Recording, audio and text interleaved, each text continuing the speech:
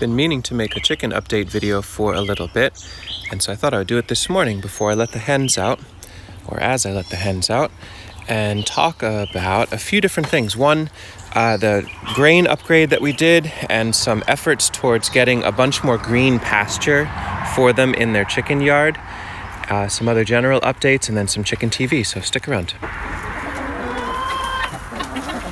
Okay, ladies, and one gentleman.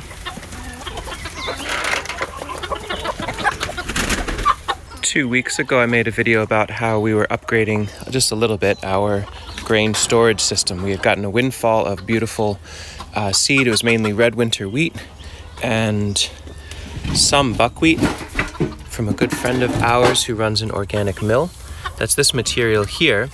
And these containers did a really nice job of holding all that seed in a really healthy way. The tape on top worked out beautifully with all the rains, but we had an overabundance of this when we first got it. So I spread around maybe 20 pounds of this material into the chicken landscape right before the rains came. I'd love to show you how that worked out. This was one area that received the seed. And so we're in mid-growing season. It's been pretty warm in the 70s and 80s. And with the really intense rains that came, we got almost 3 inches of rain last week. That was enough to finally deeply rehydrate this compost. So this is a non-finished compost pile. You know, there's phase 1 where we're bringing in the raw food scraps. A lot of the seed didn't germinate in there simply because we just keep dumping more food scraps in there. That area would do well to be turned, get some more wood chips, but that's for another day. But this is the main attraction. Literally just throwing that seed in those containers onto this unfinished compost, and that's what it looks like in here now. I wish you could smell this. It's just such a rich, beautiful, healthy smell. It smells like woodland soil. The growing seedlings seem to do some sort of magical additional work in making compost smell sweeter. I think there's a lot of sugars maybe that the wheat is generating. I'd love to hear in the comments. Do folks know? But it smells sweeter, and it seems like the hens are more interested in eating the soil along with the seedlings. So there are no testing or formalized procedure or waiting till it's this exact place or what have you. It really could just be older wood chips that have been laying around. It could be old rotten hay that you left around for a while, leaves that you dumped in the fall that you add this seed to in the spring and summer.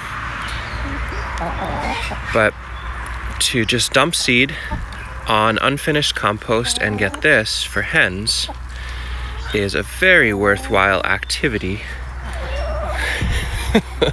Very little effort for such a yield. It's a pretty intensive amount of impact that these hens have in such a little scene here. And by all accounts, with this many hens working in one area all day, every day, you'd think there'd be no chance for things to green up. But what you see, the pattern that reveals, is that anywhere that there is a little blockage, so here's this little divider that I made out of black locust a ways ago.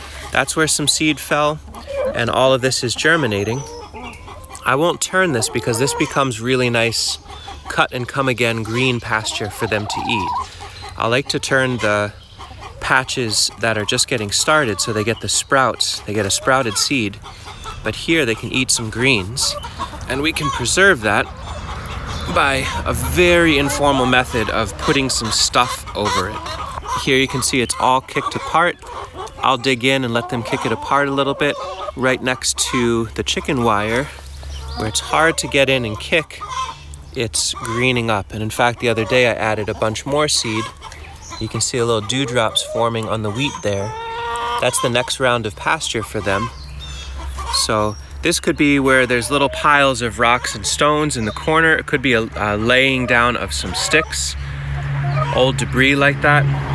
But that pattern plays out over and over and over again, where there's some place that makes it hard for them to scratch. Underneath the sea berry, hard to scratch. Lots of greens. This simple metal tank here has a float valve that attaches to a water tank that's attached to our home. And so it keeps this trough of water filled with rainwater off of a metal roof. And so we dip in every day to refill water containers for the hens. And we'll also dip in to refill our additional grain. So we're adding in some corn and sunflower. Soaking it overnight this time of year is helpful so that it begins the sprouting process, but also hydrates the hens. So rather than them eating bone dry material that they then need water later, they're getting some hydration while they're eating. Normally we would just dump this out in a few different areas to spread it, but I've got a camera in my hand, so I'll show you this way. So we throw it a little bit in the corners. Maybe even hide it just a little bit. I don't want to bury it, but just a little bit of hiding. They've got to work for it a little, they'll miss some, and then this way it can start sprouting. And then that sort of treatment a few days later. Again, all of this is within 2 weeks. Some of this is within 1 week. This is an area where over 60 hens have access all day, every day, and by all accounts should be able to kick this stuff absolutely apart. But there's enough here, there's enough abundance of the food scraps coming in that they don't go hard on this right away. And now if we keep adding that, we should be able to have an actual green pasture anywhere that we're not harvesting compost from this space. So all down through there we can have it greening up.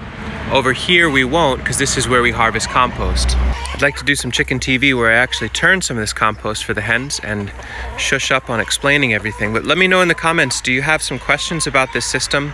If we could, we'd let our hens out much further to explore out into the wilderness, but there's foxes, there are hawks, there's dogs. In here it's safe for them, and how do we help it feel like a really nice, lush green jungle? And part of that is adding lots of seed. It is not wasted to have soaked seed that goes down that the hens don't eat, so long as it's in contact with soil and it can turn into pasture for them.